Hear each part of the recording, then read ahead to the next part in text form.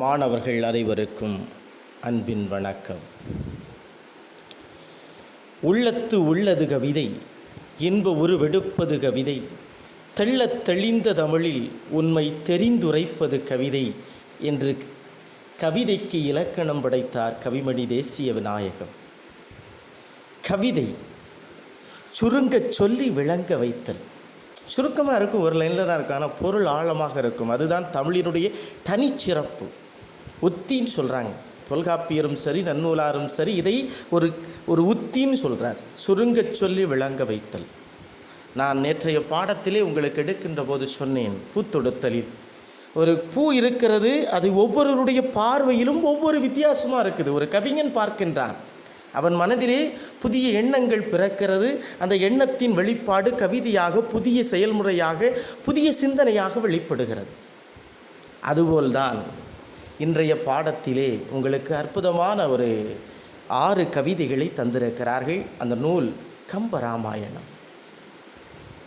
இனியொரு கம்பன் பிறப்பானோ, இப்படியும் கவி தருவானோ, பொழிந்து பாடுறாங்க கம்பனை. கவிதாலோகத்தின் மாமன்னர்கள் எல்லாம், கவிதை எழுதுகின்றவர் மாமன்னர்கள் எல்லாம் கம்பனுடைய காலடியில் விழுந்து வணங்க வேண்டும் என்று சொல்லுவான் ஒரு கவிஞன். கம்பனை மில்டனோடும் உலக அறிஞர்களோடு ஒப்பிடுவார் வாவேசு ஐயர், கம்பராமாயணா ஸ்டடி. அந்த அளவுக்கு கம்பன் அவனுடைய சொற்சித்திரங்களால், சொல்லால் கவிதை புனைந்திருக்கிறான். சொல் களி நடனம் புரியும். அவனுடைய சொல் எதுகை, மோனை, இயைபு, முறை, முரண், சந்தம், பொருள்நயம், சொல்நயம், ஓசை நயம் என்று அவனுடைய பாடல்களில் அப்படி களி நடனம் புரியும் தமிழ். அதனால்தான் கவியரசு கண்ணதாசன் அழகாக சொல்லுவான், காலமெனும் ஆழியிலும் காற்றுமழை ஊழியிலும் சாகாது கம்பன் அவன் பாட்டு, அது தலைமுறைக்கு அவன் எழுதி வைத்த சீட்டுன்னு சொல்லுவார் கண்ணதாசன்.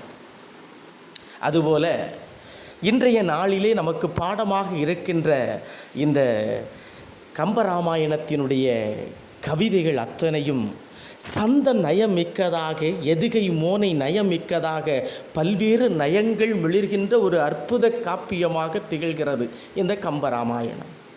இந்த கம்பராமாயணம் என்று சொல்லுகின்ற போதே நம்முடைய மனதில் ஒரு சில என்ன இதை யார் எழுதியிருப்பா அப்படின்னு ஈஸியாக தெரியுது.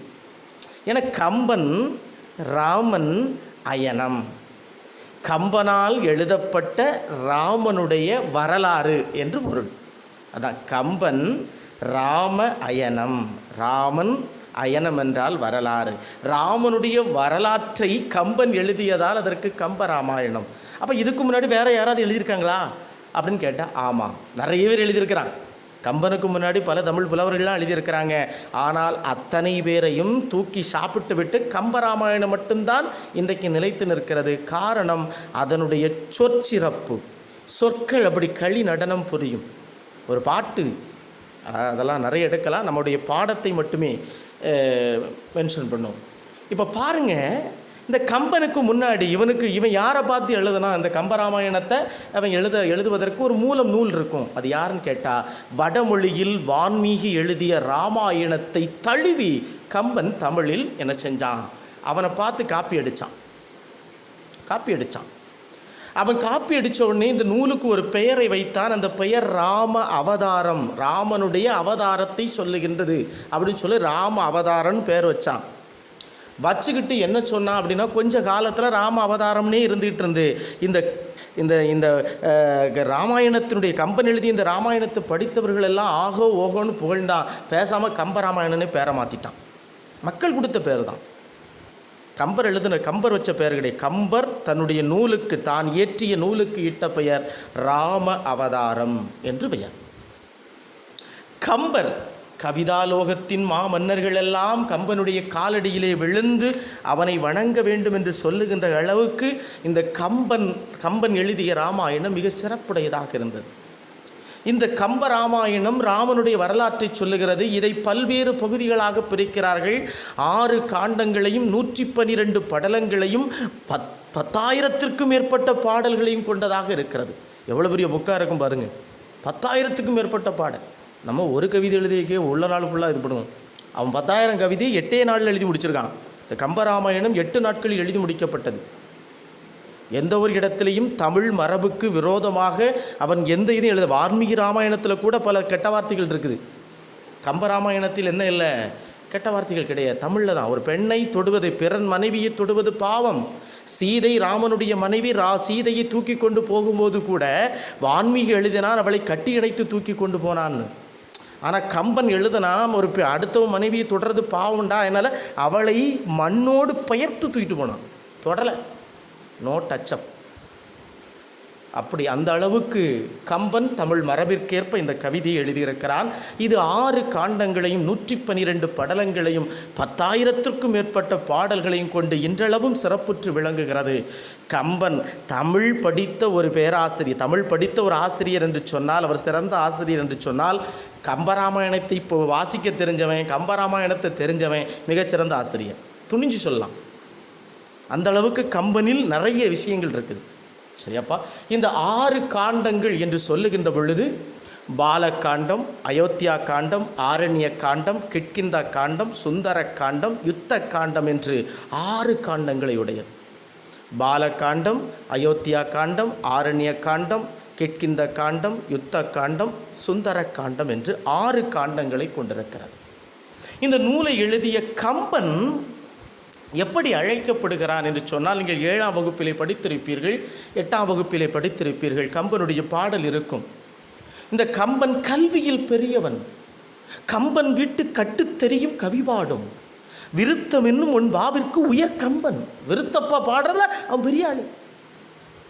விருத்தப்பா அப்படின்னாலே அந்த சந்தனயத்துக்கு சூப்பராக இருக்கும். இந்த நீங்கள் படிச்சிருப்பீங்க, வெண்பா, ஆசிரியப்பா, கலிப்பா, வஞ்சுப்பான்னு படிச்சிருப்பீங்க. இந்த கலிப்பாவினுடைய உட்பிரிவு தான் விருத்தப்பா. விருத்தப்பான்னு சொன்னாலே அந்த பாட்டு ஸ்பீடாக ஓடும், கிடுகிடுன்னு ஓடும். அந்த சொற்கள் வேகமாக வரும், களி நடனம் புரியும். வெண்பா மெதுவாக இருக்கும், ஆசிரியப்பா கொஞ்சம் பேசுகிறதுமா இருக்கும், வஞ்சிப்பா படுத்துரும், தூங்க வச்சிரும். இந்த கலிப்பா அப்படி இல்லை, கலிப்பாவினுடைய உட்பிரிவு விருத்தப்பா. அந்த கலிப்பா வேகமாக இருக்கும். சொல்லமாட சாமி கோயிலில் சாமி ஆடுறது மாதிரி வேகத்தோடு ஆடுற மாதிரி இருக்கும். சரியா? இந்த கம்பன் விருத்தம் என்னும் ஒன்பாவிற்கு உயர் கம்பன் என்று போற்றப்படுகின்ற அளவுக்கு இருந்தவர். இந்த கம்பர் சோழ நாட்டில் உள்ள திருவெழுந்தூரில் பிறந்தவர். அது தேரெழுந்தூர்னு சொல்லலாம், திருவெழுந்தூர் என்றும் சொல்லலாம். சரியாப்பா? இப்போ பாருங்க, இவன் எழுதி வேறு நூல்கள் ஏதாவது இருக்கான்னு கேட்டால் இருக்குது. சரஸ்வதி அந்தாதி, சடகோபர் அந்தாதி, திருக்கை வழக்கம், ஏர் 70, சிலை 70 முதலிய நூல்களை எல்லாம் ஏற்றியிருக்கிறார் இந்த கம்பர். ஆனால் இவர் எத்தனை நூல்களை ஏற்றினாலும் இந்த கம்பன் எழுதிய இந்த இராமாயணத்திற்கு ஈடான ஒரு கவிதை உலக இலக்கியங்களில் இல்லை என்று சொல்லுகின்ற அளவுக்கு மிகச்சிறந்த கவித்திறமை மிக்கதாக இருந்திருக்கிறது. நான் முதலிலே சொன்னது போல கவிதை என்பது உள்ளத்தை தொட வேண்டும், சொற்கள் களி நடனம் புரிய வேண்டும். புது கவிதையை பற்றி சொல்லுகின்ற போது ஈரோடு தமிழன்பன் சொல்லுவார், சொற்கள் கொண்டாடும் சுதந்திரத்தின விழா என்று சொல்லும். சொற்கள், ஒரு மனுஷன் சுதந்திரத்தின விழானா ஹாப்பியாக இருப்பான், அதே மாதிரி சொற்கள் ஹாப்பியாக கொண்டாடணும். அதுதான் கவிதைன்னு சொல்லுவான், புது கவிதை. அது என்ன சொல்லுவான்னா, அணையுடைத்த காவேரி, முரட்டு தோலுரித்த பலாச்சுளை. கவிதை அப்படி இருக்கணும். மேலே தோல் ஹார்டாக இருக்குதும், உள்ளே இருந்தால் பலாச்சுளை நல்ல டேஸ்ட்டாக இருக்கும். அப்படி கவிதை இருக்கணும். அணையுடைத்த காவேரி, அந்த அணை உடஞ்சிட்டு காவேரி அணை உடஞ்சிட்டு கட்டி வச்சிருக்க மேட்டூர் அணை, அந்த காவேரி தண்ணி எவ்வளோ வேகத்தோடு வருமோ அந்த வேகத்தோடு வரணும். அதுதான் கவிதை என்று சொல்லுவார். இங்கே உங்களுக்கு முதல் பாடலாக ஒன்று இருக்கிறது. அது என்ன அப்படின்னு கேட்டிங்கன்னா, பாலகாண்டத்திலே இருக்கக்கூடிய 6 காண்டங்கள் இருக்குது பாருங்கம்மா.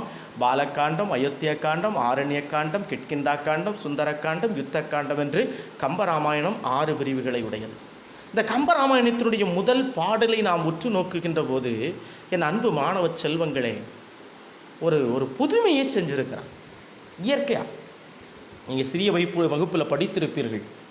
பாருங்கள், நம்ம உடம்பு இருக்குது, நம்ம உடம்பில் உயிர் இருக்குது, அதனால தான் நம்ம வாழுகிறோம். இந்த உயிர் எந்த இடத்துல இருக்குது கண்டுபிடிச்சு சொல்லுங்கள். கையில் இருக்கா, காலில் இருக்கா, மண்டையில் இருக்கா, கண்ணில் இருக்கா, மூக்கில் இருக்கா, எங்கே இருக்குதுன்னு கண்டுபிடிப்பீங்க. அப்போ வாயில் மட்டும் இருக்குதுன்னு வச்சுக்கிட்டுங்க. அப்போ வாயை மட்டும் விட்டுட்டு மற்ற பகுதியெல்லாம் வெட்டி எடுத்துருமா? செத்து போயிடும். அப்போ இந்த உடல் முழுவதும் இந்த உயிரானது இரத்தத்தின் மூலமாக அங்கிட்டு இங்கிட்டு போயிட்டே இருக்குது, சர்க்குலேஷன் ஆகிட்டு இருக்கு உயிர். சரியா? அதைத்தான் இந்த கம்பன் எவ்வளவு அழகாக சொல்லுகிறான் பாருங்க. அதை ஒரு ஆறு எப்படியெல்லாம் போகுதோ அதுபோல ஒரு உயிர் இந்த உடம்புல எப்படியெல்லாம் எல்லா பார்ட்ஸுக்கும் போயிட்டு வருகிறதோ அதுபோல அந்த ஒரு நதியை சொல்கிறான். சரையு நதி அப்படிங்கிற ஒரு நதி ஓடுகிறது எங்கே? அயோத்தியில், கோசலை நாட்டில். அந்த நதி எவ்வளவு செழிப்பை மக்களுக்கு தருகிறது என்பதை கம்பன் தன்னுடைய கவி திறத்தால் அழகாக விளக்குறான். சும்மா சொல்லிடலாம், அங்கிட்டு போகுது இங்கிட்டு போகுது, அப்படி வருகுது இப்படி வருகுன்னு சொல்லிட்டு அப்படியே முடிச்சிடலாம். ஆனால் கம்பன் பார்த்தீங்களா, கவி சக்கரவர்த்தி பார்த்தீங்களா, கல்வியில் பெரியவன் அல்லையா, அதனால தான் சொல்கிறான் விருத்தம் என்னும் ஒன் பாவிற்கு உயர் கம்பன் அல்லவா. அதனால்தான் அவன் சொற்களை எல்லாம் களிநடனம் புரிய வைக்கின்றான். எப்படி இருக்குதான் இந்த பாடலை படிச்சுக்கிட்டு அதுக்கு ஒரு சொல்கிறேன் பாருங்கள், எவ்வளோ அழகாக சொல்கிறான் பாருங்கள். ஒரு ஆறு இயற்கையில் இருக்கக்கூடியது, ஆறு பார்க்குறதுக்கு அழகாக இருக்கும். அந்த ஆறு பல்வேறு இடங்களுக்கு போய் அதை வளப்படுத்தி கொண்டு கடைசி கடலில் போய் கலக்கும். இது இயற்கை. அதை இந்த உயிரோடு உயிருக்கும் உடம்புக்கும் உள்ள தொடர்போடு ஒப்பிட்டு சொல்லுகிறான். கற்பனை காட்சி, அழகிய ஓவியம் அப்படியே நினச்சிக்கிடுங்க. ஒரு ஆறை நினச்சிக்கிடுங்க. அதுக்கு நான் பாட்டை சொன்ன பிறகு ஆறை நினைங்க, விளக்க சொல்கிறேன். இப்போ பாருங்கள். தாதுகு சோலை தோறும் சண்பக காடு தோறும் போதவிழ் பொய்கை தோறும் புதுமணல் தடங்கள் தோறும் மாதவி வேலி பூக வனம் தோறும் வயல்கள் தோறும் ஓதிய உடம்பு தோறும் உயிரென உலாயதென்றே. அழகா சொல்கிறான் பாருங்க. தாதுகு சோலை தோறும் சண்பக காடு தோறும் போதவிழ் பொய்கை தோறும் புதுமணல் தடங்கள் தோறும் மாதவி வேலி பூக வனம் தோறும் வயல்கள் தோறும் ஓதிய உடம்பு தோறும் உயிரென உலாயதென்றே. அழகா சொல்றான் பாருங்க. சரையு நதி அப்படியே உற்பத்தியாகி அப்படி ஓடி வருகிறது. ஒரு ஆறு, சரையு நதின்னு பேர் வச்சுக்கிடுங்க. ஒரு ஆறு உற்பத்தி ஆகுது. அது எங்கே போகுதான் முதல்ல பாருங்க. தாதுகு சோலை தோறும். சோலைன்னா என்ன உங்களுக்கு தெரியும், சோலைகள் பூக்கள் எல்லாம் பூத்துக்குழுங்க. அது எப்படி இருக்குன்னா மகரந்தம் சிந்துகின்ற சோலைகள் தோறும் போகுதான். அங்கே போய் அந்த செடி கொடிகள் எல்லாம் அழகுபடுத்துதான். அடுத்து பாருங்க. சண்பக காடு தோறும் மரங்கள் எல்லாம் செடிகள் எல்லாம் நிறைந்திருக்கக்கூடிய சண்பக காடுகளை எல்லாம் வளப்படுத்துகிறதா. அடுத்து பாருங்க. போதவிழ் பொய்கை தோறும். பொய்கை என்று சொன்னால் குளம் இருக்கலாமா, குளம் அந்த மாதிரி சின்னதாக இருக்கும். பெருசாக இருந்தால் அது பெரிய குளம், அதோட கொஞ்சம் இருந்தால் தடாகம், அதுக்கடுத்தால் பார்த்திங்கன்னா குளங்கள், அடுத்ததுக்கடுத்த பார்த்திங்கன்னா பொய்கைன்னு சொல்லுவோம். சரவண பொய்கையில் நீராடி அப்படிங்க போகிறோம். என்ன செய்தான், அரும்புகள் எல்லாம் விரிந்திருக்கக்கூடிய அவிழ்ந்திருக்கக்கூடிய அந்த பொய்கைகள் தோறும் போகுதான். அதுக்கும் பிறகு பாருங்க. புதுமணல் தடங்கள் தோறும் எப்படி இருக்குதான், மணலையெல்லாம் பரப்பி வைத்திருக்கக்கூடிய தடாகங்கள் தோறும் போகுதான். அடுத்து பாருங்க. மாதவி வேலி பூக என்ன நடக்கு பாருங்க. குறுக்கத்தி கொடியை வேலியாக வைத்திருக்கக்கூடிய கமுக மரங்கள் நிறைந்திருக்கக்கூடிய அந்த வனங்களுக்கு போகுதான். புரியுதாமா? ஐக்கடுத்தால பாருங்க. அடுத்து பாருங்க. வயல்கள் தோறும் நெல் வயல்களெல்லாம் வளப்படுத்துகிறதா. வளப்படுத்திக்கிட்டு ஓதிய உடம்பு தோறும் உயிரென உலாயதென்றே. இந்த உடம்புல உயிர் எப்படி பல்வேறு இடங்களுக்கு சென்று வருகிறதோ அதுபோல இந்த சரையு நதி என்ன செய்யுது, சோலைகளுக்கு போகுது, சண்பக காடுகளுக்கு போகுது, அடுத்து பொய்கைகளுக்கு போகுது, புது மணலை உள்ள தடாகங்களுக்கு போகுது, அடுத்து குறுக்கத்தி செடிகளையெல்லாம் வெளியாக வைத்திருக்கக்கூடிய கமுக மரங்கள் எல்லாம் நிறைந்திருக்கக்கூடிய தோட்டத்துக்கு போகு, நெல் வயல்களுக்கெல்லாம் போய் அதை வளப்படுத்துகிறது. இந்த உயிர் எப்படி உடம்பிலிருந்து வளப்படுத்துமோ அதுபோல வளப்படுத்துகிறது என்பதை யதார்த்த உண்மையை ஒரு உயிரை அடிப்படையாக வச்சு நம்ம உடம்பையும் உயிரையும் வச்சு எப்படி இயற்கை காட்சியை படம் பிடித்து காட்டுகிறான். இதுதான் கம்பன். அதனால்தான் கம்பன் உலக கவிஞர்களுக்கு ஒப்பாக பாராட்டப்படுகின்றான். அதுக்கு அடுத்த பாட்டை பாருங்கம்மா. அதுக்கு அடுத்த பாட்டு இதை விட சூப்பராக ரொம்ப ஒரு அற்புதமான ஒரு காட்சியை அப்படி ஒரு இமேஜினேஷன் நினச்சிக்கிடுங்க. இப்போ நமக்கு குறிஞ்சி, முல்லை, மருதம், நெய்தல், பாலை என்று 5 வகை நிலங்கள் இருக்கிறது. அதில் மருத நிலம் என்கின்ற ஒரு நிலம் இருக்கிறது. உங்களுக்கு அடுத்து பாடமாக இருக்கிறார்கள். சரியாம்மா? இயற்கை காட்சி அப்படி அப்படி கம்பன் அப்படி கொண்டு வரான் கண் முன்னாடி. அதில் மருத நிலம்னு ஒரு நிலம் இருக்கிறது. குறிஞ்சி, முல்லை, மருதம், நெய்தல், பாலை. இதில் அந்த மருத நிலம் என்கின்ற ஒரு நிலம் இருக்கிறது. அந்த நிலத்தை என்ன சொல்லுவோம் அப்படின்னா வயலும் வயல் நம்ம ஊருடா. சுருக்கமாக சொன்னால் நம்மலாம் மருத நிலத்து சொந்தக்காரங்க. நம்ம காட்டிலையும் மலையிலையும் வாழக்கூடிய மக்கள் எல்லாம் நம்ம இருக்கக்கூடிய இடம் வயல்கள் தான். ஒரு காலத்தில் நம்ம பள்ளிக்கூடமே வயலாக தான் இருந்து, ஒரு காலத்தில் வயல் தோப்பு அப்படி தான் இருந்து. இப்போ மாறிட்டோம், பிளாட்டுகள் கட்டிட்டு மாறிட்டோம். இதெல்லாம் மருத நிலம். நம்ம நிலம் நாஞ்சில் நாடு மருத நிலம். ஐவகை நிலமும் இருக்குது. நம்ம இருக்கிற பகுதி மருத நிலம். அதை ஒரு அழகான ஒரு பெண்ணாக உருவகம் செய்கிறார். அந்த மருத நிலம் ஒரு பியூட்டிஃபுல் ஃபிகராக இருக்குதான். க்யூட்டான ஒரு பெண்ணாக இருக்கிறார். மாதோ என்று சொல்லுகிறார். மருதம் வீற்றிருக்கும் மாதோ. மாது என்றால் பெண்ணாக உருவகப்படுத்துகிறார். எப்படியா அந்த மருத நிலத்தில், அதை ரெண்டாவது நான் சொல்கிறேன், அது ரெண்டாவது காட்சிக்கு வரலாம். இப்போ பாருங்கள், தண்டலை மயில்கள் ஆட, தாமரை விளக்கம் தாங்க, கொண்டல்கள் முழவின் ஏங்க, குவளைக்கண் விழித்து நோக்க, தெண்டிரை எழினி காட்ட, தேம்பிழி மகர யாழின் வண்டுகள் இனிது வாட, மருதம் வீற்றிருக்கும் மாதோ. அழகாக பாடுறான் பாருங்க. அந்த மருத நிலத்தில் என்னெல்லாம் நடக்கும். தண்டலை மயில்கள் ஆட, தாமரை விளக்கம் தாங்க, கொண்டல்கள் முழவின் ஏங்க, குவளைக்கண் விழித்து நோக்க, தெண்டிரை எழினி காட்ட, தேம்பிழி மகர யாழின் வண்டுகள் இனிது பாட, மருதம் வீற்றிருக்கும் மாதோ. அழகா காட்சி சொல்கிறான் பாருங்க. தண்டலை மயில்கள் ஆட, தாமரை விளக்கம் தாங்க, கொண்டல் கண் முழவின் ஏங்க, குவளைக்கண் விழித்து நோக்க, தெண்டிரை எழினி காட்ட, தேம்பிழி மகர யாழின் வண்டுகள் இனிது பாட, மருதம் வீற்றிருக்கும் மாதோ. அழகான ஒரு காட்சி. அப்படியே நீங்கள் ஒரு இமேஜினேஷன் பிக்சர் போட்டுக்கிடுங்க. நம்ம ஊரில் என்னெல்லாம் நடக்கு பாருங்க. அப்படி சோலை, நான் ஏற்கனவே சோலைகள் தூரம் போய் வளப்படுத்திருக்கு, சரை நதின்னு சொன்னேன். அப்படி பூக்கள் செடிகள் இதெல்லாம் பூத்து குலுங்கக்கூடிய ஒரு கார்டன், ஒரு சோலை. அந்த சோலையில் மயில்கள் அப்படி தோகை விரித்து ஆடுதான். அப்படி காட்சியை பார்த்துடுங்க, இமேஜினேஷன் பண்ணிக்கிடுங்க. என்ன சொல்கிறான் பாருங்கள். சோலைகளில் மயில்கள் அழகுற ஆடுங்க. ஐக்கு அடுத்தால் பார்த்தீங்கன்னா பக்கத்தில் ஒரு பொய்கைகள் இருக்கும், தடாகம் இருக்கும். அதில் விரிந்த தாமரை மலர்கள் எப்படி இருக்குன்னா, விரிஞ்சிருக்கு தாமரைப்பூ. அந்த தாமரைப்பூ விளக்கேற்றி வச்ச மாதிரி இருக்குது. விளக்கேற்றி வைப்போம் இல்லாமல் குத்து விளக்கு இதை கூட விளக்கேற்றி, அந்த விளக்கு ஏற்றி வைத்தது போல் இருக்கதா. அடுத்து பாருங்கள், மேகங்கள் இருக்குது பார்த்தீங்களா. மேலே இருக்க மேகங்கள் எல்லாம் மத்தள ஒலியாய் எழுகின்றன. டம் டம் டம் டம் மத்தள ஒளியாக எழும்புகிறதாம். ஐக்கு இடத்துல பாருங்கள், மலர்ந்து இருக்கக்கூடிய குவளை மலர்கள் எல்லாம் கண்கள் விணித்து பார்ப்பது போல் இருக்கிறதாம். குவளை மலர்கள், தாமரைப்பூ மாதிரி அது குவளை மலர்கள். சரியாமா? அல்லிப்பூ 99 வகை மலர்களை தமிழன் அடையாளப்படுத்தினான், வரிசைப்படுத்தினான். தமிழனத்தை பற்றி வேறு எவனுமே அடையாளப்படுத்தலை, உலகத்தில் எந்த மொழியிலையும் அடையாளப்படுத்தலை. அந்த 99 வகை மலர்களில் தாமரை குவளைகள்லாம் இருக்குது. தாமரை விளக்கு போல் விரிஞ்சிருக்கு. இந்த குவளை மலர் இருக்குது பார்த்துங்க, கண்ணை விழிச்சு அப்படி பார்க்குதான், முழிச்சு பார்க்குது. என்னப்பா வித்தியாசமாக இருக்குது அப்படின்னு பார்க்குதா.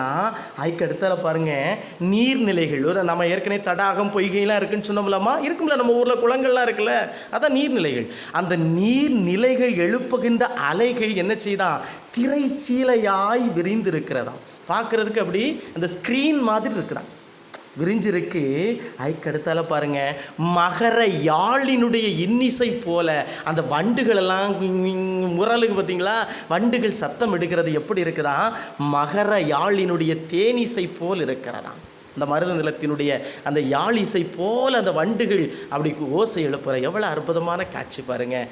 தண்டலை மயில்கள் ஆட, தாமரை விளக்கம் தாங்க, கொண்டல் கண் முழவின் ஏங்க, குவளைக்கண் விழித்து நோக்க, தெண்டிரை எழினி காட்ட, தேம்பிழி மகர யாழின் வண்டுகள் இனிது பாட, மருதம் வீற்றிருக்கும் அதோ என்று அழகாக கம்பன் தன்னுடைய சொற்சித்திரங்களால் அழகுற பாடுகிறான். பாருங்க என் அன்பு மாணவ செல்வங்களை, எதுகை சொற்கள் அப்படியே இருக்கு பாருங்க. தண்டலை, கொண்டல், தெண்டிரை, வண்டுகள், எண் எண் எண் இரண்டாம் எழுத்து ஒன்று போல இருக்குதான் கம்பன். எதுகை மோனை சந்தம் ஏய்வு பொழிச்சு தள்ளிடுவான். சொற்சித்திரம் தான் அவன் பாட்டு, அத்தனையும் அப்படி தான் இருக்கும். அவன் பாட்டு அத்தனையும் அப்படி தான் இருக்கும். அழகான ஒரு பாடல் உண்டு. சூர்பனகை நடந்து வருகின்ற ஒரு பெண், கருப்பாருக்கு ஒரு பெண் நடந்து வாரா. அந்த பெண்ணை வர்ணிக்கின்ற போது அவன் இடையின எழுத்துக்கள் ஞங்கன ஞமன அந்த எழுத்துக்களை போட்டு எழுதுனான் பாருங்க. பஞ்சு ஒளிர் விஞ்சு குளிர் வல்லவம் மண்ணுங்க செஞ்சவிய கஞ்சனிக சீரடியாளாகி அழகாக இருக்கும் பாட்டு. இப்படி சொல் அவள் கம்பன் போடக்கூடிய சொல். அதுக்கு முன்னாடி யாரும் நிற்க முடியாது. எந்த கவிஞனும் அவனை போல் போட்டு இது வரைக்கும் கண்டதில்லை. ட்ரை பண்ணியிருக்கான், வீரமாமுனிவர் ட்ரை பண்ணியிருக்காரு, உமறு புலவர் ட்ரை பண்ணி முயற்சி செஞ்சுருக்காரு. பிற்காலத்தை வந்தவங்க அத்தனை பேரும் கம்பராமாயணத்தை படிச்சுக்கிட்டு தான் இப்போ இவ்வளோ பெரிய காப்பியமாக தமிழராகவே மாறிட்டான். வீரமாமுனிவர் தமிழராகவே மாறிவிட்டார். உமறு புலவர் தமிழர் தான், அவர் இஸ்லாமியத்தை இருந்தாலும் தமிழராகவே மாறிட்டார். தேம்பாவணி சீரா புராணங்களை எல்லாம் நீங்கள் வாசித்து பார்த்தால் அவ்வளவு இந்த கம்பனுடைய ஐவகை நில பாகுபாடு தமிழ் நில பாகுபாடு தான் இருக்கும், பாலைவன பாகுபாடாக இருக்காது. தேம்பாவணி ஏசுநாதர் பிறந்தது பாலை நிலம், உமர் முகமது நபி பிறந்தது பாலை நிலம்.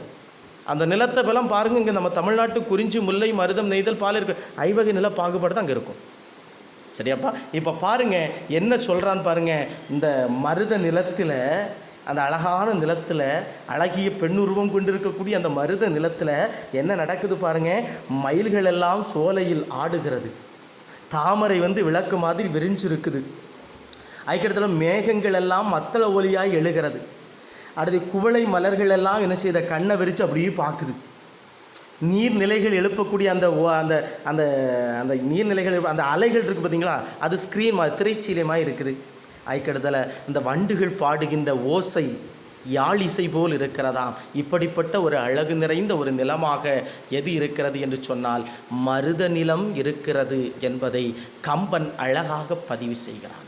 என் அன்பு மாணவ செல்வங்களே, இந்த பாடல் எல்லாமே பாலக்காண்டத்திலே இடம்பெற்றுள்ள ஒரு 3 பாடல் கொடுத்திருக்கிறான். முதல் பாடல் ஆற்றுப்படலம், பாலக்காண்டத்தினுடைய ஆற்றுப்படலம். இரண்டாவது என்று பாலக்காண்டத்திலே நாட்டுப்படலம். மூன்றாவது அதே போல பாலக்காண்டத்திலே நாட்டுப்படலத்தில் ஒரு அற்புதமான ஒரு பாடலை உங்களுக்கு தந்திருக்கிறான். என்ன அப்படின்னு கேட்டிங்கன்னா, இதெல்லாம் ஒரு பெரிய உத்தி தம்பி, ஒரு பெரிய என்ன சொல்ல, ஒரு திறமை. ஒத்திங்கிறத விட உங்களுக்கு சொல்கிறத விட திறமை, இதெல்லாம் திறமை. களவு செய்கிறதெல்லாம் ஒரு பெரிய திறமை. சில ஆட்கள் சில சொற்களை பாடுங்க. அத்திக்காய் காய் காய் ஆலங்காய் வெண்ணிலவே இத்திக்காய் ஆனாலும் அந்த அந்த காய் காயினே போட்டு கண்ணதாசன் எழுதியிருப்பான். சிறப்பு வராது யாருக்கும். அதே போல் இந்த அந்த காலத்து நம்ம சங்க புலவர்கள், அதுக்கடுத்தால கம்பன், நிறைய இந்த புலவர்கள்லாம், சிறந்த புலவர்கள்லாம் ஒரு விஷயத்தை ஒரே சொல்ல கொண்டே பல பொருள்களை எடுத்து ஆண்டுருவான். ஒரே சொல்ல தான் இருக்கும், ஆனால் பல பொருள் இருக்கும். ஒரு சொல் பல பொருள் இருக்கும். இப்போ சில ஆட்கள் உண்டு உண்டு உண்டு என்று அந்த உண்டுங்கிற வார்த்தையை பயன்படுத்துவான். இப்போ நம்ம கம்பர் ஒரு சிறந்த உத்தியை பயன்படுத்துகிறார். என்ன உத்தி அப்படின்னு சொன்னால், இல்லைன்னு சொல்லி இப்போ நீ ஒரு முட்டாள் அப்படின்னு சொன்னால், ஆமாம் முட்டாள், இல்லை என்று சொல்லி உன்னை பெருமைப்படுத்துவது வஞ்ச புகழ்ச்சி அணி. தப்பாக தான் சொல்லுவான். ராஜ்குமார் சார் முட்டாப்பையன் அப்படின்னு சொல்லுவான், அல்லது இந்த பையன் ஒரு முட்டாப்பையன். ஆனால் அந்த முட்டாப்பை என்னென்ன காரியம்லாம் செஞ்சுருக்கான்னு ரெண்டாவது சொல்லுவான். முதல்ல முட்டாளுங்கிற வார்த்தையை கேட்டோன்னா நம்ம என்ன நினைப்போம், ஓஹோ ஒரு முட்டாளாக தான் இருப்பாரோ. அதன் பிறகு அவருடைய அந்த செயல்பாடுகளை, இந்த கீர்த்திகளை பார்க்க பார்க்க முட்டாளுக்கே முட்டாளாகியிருக்கார் அப்படிங்கிறதுல வரும். அதுபோல் கம்பன் தன்னுடைய காவியத்தில் அழகாக சொல்கிறான் பாருங்கள். ஒன்றினுடைய இருப்பு இன்னொன்று இல்லைன்னு சொல்லும். ஒன்று இல்லைன்னு சொன்னால் இருக்குன்னு அர்த்தம். அங்கே இல்லை, அது இல்லை, அதனால் அது இங்கே இருக்குது அப்படின்னு சொல்லுவான். குழப்பு பார்த்தீங்களா? இது அழகாக அந்த பாட்டு வருகின்ற போது உங்களுக்கு அருமையாக தெரியும் பாருங்கள். என்னன்னு சொல்கிறான் பாருங்கள். இல்லை இல்லை இல்லை இல்லை. இப்போ நம்ம இல்லை இல்லைன்னு சொன்னால் நம்ம ஊரில் நினைப்போம் ஒன்றுமே இல்லை, ஒன்றும் இல்லாத வேஸ்ட்டுன்னு நினைப்போம். ஆனால் அந்த பாட்டு கம்பனுடைய உத்திக்கா திறமைக்கு ஒரு தனி சவால் தான். கம்பனுடைய ஒவ்வொரு பாட்டுமே தனிச்சிறப்பு தான். அதில் ஒரு சில பாடல்கள்லாம் ரொம்ப க்யூட்டாக இருக்குது. அதில் ஒன்று தான் இந்த பாட்டு. என்ன பாருங்கள், கம்பனுடைய உத்தி என்ன நடக்குது பாருங்கள். அழகாக பாடுறான் பாருங்கள். வன்மை இல்லை ஓர் வறுமை இல்லையால், என்ன இல்லை, வன்மை இல்லை ஓர் வறுமை இன்மையால், இன்மை இல்லை ஓர் செருணர் இன்மையால். அங்கே எல்லாம் இல்லை இல்லை இல்லைன்னு வருது. அடுத்து பாருங்க, உண்மை இல்லை பொய் உரை இல்லாமையால், வெண்மை இல்லை இல்லை பல்கேள்வி மேவலால் என்று சொல்லுகிறான். பாருங்க, ரொம்ப இல்லை இல்லைங்கிற வார்த்தையை அவன் பயன்படுத்துகிறான். ஆனால் அந்த பொருளை சொல்லுகின்ற போது தான் உங்களுக்கு புரி வரும். வன்மை இல்லை ஓர் வறுமை இன்மையால், இன்மை இல்லை ஓர் செருணர் இன்மையால், உண்மை இல்லை பொய் உரை இல்லாமையால், வெண்மை இல்லை பல்கேள்வி மேவலால் என்று சொல்லுகிறான் கம்பன். என்ன சார் இல்லை இல்லைன்னு இருக்கு? சரி, விளக்கத்தையும் பார்த்துருமே. என்னன்னு பார்த்துருமே, என்ன இல்லை அப்படிங்கிறத பார்த்துருவேன். பாருங்கள், கம்பன் ராமன் வாழ்ந்த அந்த நாடு கோசல நாடு, அயோத்திமா நகரம். அந்த கோசலை நாட்டிலே எது இல்லையா? வன்மை இல்லை என்று சொல்லுகிறான். வன்மை என்றால் கொடை. அந்த நாட்டில், கோசல நாட்டில் யாரும் கொடை கொடுக்க மாட்டான், பிறருக்கு உதவி செய்ய மாட்டான். அவ்வளோ பெரிய கஞ்ச பிசினாரி பைக்கலாம், அவ்வளோ கொடுபாதகா பைக்கலாம், யாருக்குமே ஹெல்பிங் மைண்டே கிடையாதான். நம்மளோட மோசமாக இருப்பான போல இருக்க. நம்ம ஊரில் வாசியில் கிடச்சின்னா எத்தனை கிலோமீட்டர் வேணாலும் நின்று வாங்குவோம். இலவசங்களை தந்தே நம்மளை இல்லாமல் ஆக்கி போட்டாங்க. எவ்வளோ கூட்டம், டிவி கொடுத்தா கூட்டம், 1000 ரூபா கொடுத்தா கூட்டம், அதுக்கு கூட வழி இல்லாமல் இருக்கக்கூடிய காலச்சூழலில் ராமன் வாழ்ந்த, ஒரு கடவுளுடைய அவதாரம் என்று சொல்லுகின்ற ராமன் வாழ்ந்த பூமியில், அந்த புண்ணிய பூமியில் என்ன இல்லையா? கொடை கொடுப்பதற்கு ஆள் இல்லையா? கொடையே கொடுக்க மாட்டானா? சந்தேகம் வருகில்ல நமக்கு, கஞ்ச பிசினாரியா? அடுத்தது சொன்னான் பாருங்க, வன்மை இல்லை, கொடை கொடுப்பதற்கு ஆள் இல்லை. ஏன் தெரியுமா? அங்கே வறுமையின்மையால். அங்கே யாரும் வறுமை இல்லை, யாருமே இல்லை, எல்லாம் கோடீச்சரனாக இருக்கான். எல்லா பைகளும் என்ன செஞ்சிட்ருக்கான்? பணக்காரனாக இருந்துகிட்ருக்கான். பிச்சைக்காரனாக இருந்தால் நம்ம பிச்சை போடலாம். வேறு வந்து என்னொன்று, எந்தப்பா ஒரு 10 ரூபா படி அப்படின்னா அவன் நேராக சொல்லுவான், 100 ரூபா நோட்டு எடுத்து நீ வச்சுக்கப்போ. என்ன பிச்சைக்காரனா? ஏன்ட்ட இருக்குடா 100 ரூபா? நம்ம தான் வாங்கி பாக்கெட்டில் வச்சுக்கிடுவோம். ராஜ்குமார் சார்லாம் வாங்கி பாக்கெட்டில் வச்சுக்கிடுவோம், சரியா? மற்றபடி இந்த கோசல நாட்டில் என்ன இருக்காதான்? கொடைத்தன்மையே இல்லை. காரணம் என்ன? அங்கே வறியவன் எவனுமே இல்லை, வறுமையில் எவனுமே இல்லை, எல்லாம் கோடீஸ்வரனாக இருக்கான், எல்லாம் மணக்காரனாக இருக்கான். அவ்வளோ வளமிக்க நாடாக இருக்குது. எது? கோசல நாடு, அயோத்திமா நகரம். அடுத்தது பாருங்க, இன்மை இல்லை, போர் செருணர் இன்மையா. அங்கே எவனுமே வீரத்தை காணிக்கிறதுக்கு வாய்ப்பே இல்லை. அப்போ எல்லாம் கோல பைக்கலாக இருப்பானுங்களா? இல்லை, ஒன்று ஆண்மை இல்லாத பைக்கலாக இருப்பானா? சண்டை போட போருக்கே போக மாட்டானோ, வீரத்தையே காட்ட மாட்டானோ? என்ன நியாயம் சொல்லுங்கள்? என்ன நியாயம் இதில்? எதுக்கு யாருக்கு நேரம் சண்டைக்கே போக மாட்டான், எவனுமே சண்டைக்கு போக மாட்டானா? உடல் வலிமையை காட்டுறதுக்கு வாய்ப்பே இல்லையா? ஏன்னா அங்கே எல்லாருமே வீரண்டா. நம்ம ஊரில் டம்மி பீசி எவன்னு பார்த்து அவனை போய் தூக்கி போட்டு 4 மிதிப்போம். நேருக்கு நேர் சண்டை இல்லை. காரணம் அங்கே எல்லாமே இருக்குது. ஏன் சண்டை போடணும் இப்படி? வாங்கிட்டே நிறைய இருக்குது, ஏன்ட்டையும் இருக்குது. உன்ட்ட எல்லாமே, உனக்கு எல்லாம் கிடைக்கிது, எனக்கு எல்லாமே கிடைக்கும், ஏன் நம்ம 2 சண்டை போடணும்? பிரச்சனை வருகின்ற போது தானே சண்டை. பிரச்சனையே இல்லைன்னு சண்டை எதுக்கு வருது? தன்னுடைய உடல் வலிமையை எடுத்து காட்டுறதுக்கு வாய்ப்பே இல்லை. காரணம் அங்கே நேருக்கு நேர் நின்று சண்டை போடக்கூடிய வாய்ப்பே இல்லை அப்படின்னு சொல்கிறான். ஐக்கடத்தில் பாருங்கள், உண்மை இல்லை. அடுத்த வார்த்தை அழகாக போட்டிருக்கான், எவனுமே உண்மையாக இல்லையாமலே. இப்போ எல்லா பைகளும் பொய் பைகளா? அண்ட புழுவுனி ஆகாச புழுவுனியாக இருப்பானா? அண்ட புழுவுனி இன்னும் மலையை ஆகாயத்தை என்ன சொல்ல, வானவில்லை கயிறாக திருத்தி விடுவேன், மலையை கருப்பட்டியாக்கி விடுவேன், மணலை சீனியாக்கிடுவேன். இந்த சவுடாவில் போட்டு தான் இந்த பயக்க நாசமாக போயிட்டு அரசியல்வாதிய. ஆனால் கோசலை நாட்டில் என்ன இல்லையா? உண்மை இல்லையா? இப்படிப்பட்ட உண்மை இல்லாமல் இருக்குமா அப்படின்னு கேட்டால் அடுத்த சொல்கிறான் பாருங்க, பொய் உரை இல்லாமல். அங்கே எவனுமே பொய் சொல்லவே இல்லைடா. அங்கே பொய் பேசுகிறதுக்கு அவசியமே இல்லை. பொய்ன்னு ஒன்று இருந்தால் தானே உண்மைன்னு வரும். பொய்யும் வலுவும் தோன்றிய பின்னர் ஐயர் யாத்தனர் கரணம் என்ப என்று தொல்காப்பியம் சொல்லுகிற. கள்ளம் வந்தானா போலீஸ் வந்தான்னு கேட்டால், கள்ளம் வந்த பிறகு தான் போலீஸ் ஸ்டேஷன் வந்து, தப்பு செஞ்ச பிறகு தான் சரி பண்ணுறதுக்கு ஆள் தேவைப்பட்டான். சரிதாம்மா? எல்லாம் கரெக்டாக இருந்தால் ஒன்றும் பிரச்சனை இல்லை. இப்போ பாருங்கள், அங்கே உண்மை யாருமே பேசலை. காரணம் அங்கே பொய்யே யாரும் பேசலை. பொய் பேசினா தானே உண்மைக்கு வழி உண்டு அப்படின்னு சொன்னால், ஐக்கடுத்தில் பாருங்கள், அடுத்து சொல் பாருங்கள், வெண்மை இல்லை பல் கேள்வி மேவலால். அங்கே கேள்வி செல்வமே இல்லையா?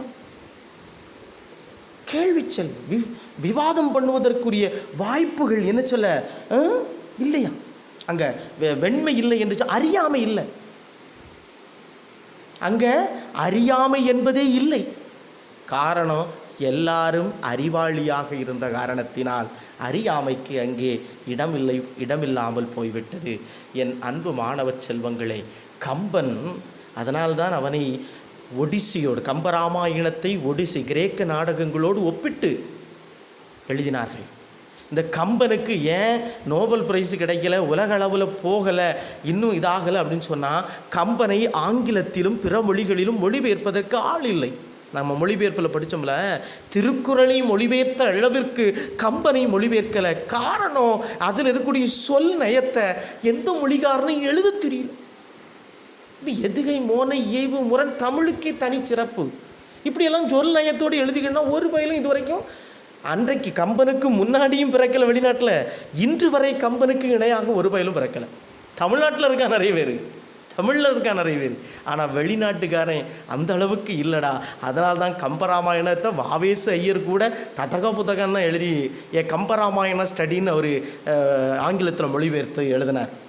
இந்த கிரிட்டிசிசம் ஃபுல்லாக மொழிபெயர்க்கலை, அதை கிரிட்டிசைஸ் பண்ணி திறனாய்வு பண்ணி எழுதினாரே ஒழிய, மற்றபடி இப்படிப்பட்ட நிறைய திறனாய்வுகள் கம்பன் கழகம் என்று சொல்லப்படுகின்ற சென்னையிலே சொல்லின் செல்வர் ராபி சேதிப்பிள்ளை அவர்களால் ஆரம்பிக்கப்பட்ட கம்பன் கழகம் என்கின்ற ஒரு அந்த கழகம் இன்றளவும் இந்த கம்பனை உலகளவில் பரப்பி கொண்டிருக்கிறது. கேட்குறான், சுவையா நல்லா பேசுகிறான், ஆனால் அதை ஆங்கிலத்திலும் பல்வேறு உலகத்தினுடைய பல்வேறு மொழிகளில் மொழிபெயர்ப்பதற்கு திறமையாளர்கள் இல்லாத காரணத்தினால் என் கம்பன் இன்றே தமிழ் கம்பன், என் கம்பன் என்று சொல்லுகின்ற போது நான் தமிழ்நாட்டைச் சேர்ந்த இந்த கம்பன் கீழே இருக்கிறான். வருங்காலங்களில் இந்த கம்பனை படித்து இந்த கம்பனினுடைய சொற்சிறப்புகளையும் பொருள் சிறப்புகளையும் அந்த பல்வேறு நயங்கள் எதுகை மோனை இயைபு முரண் சந்தம் ஓசை பொருள் சொல் என்று சொல்லப்படுகின்ற பல்வேறு நயங்களையெல்லாம் சுவை நயங்களையெல்லாம் நீங்கள்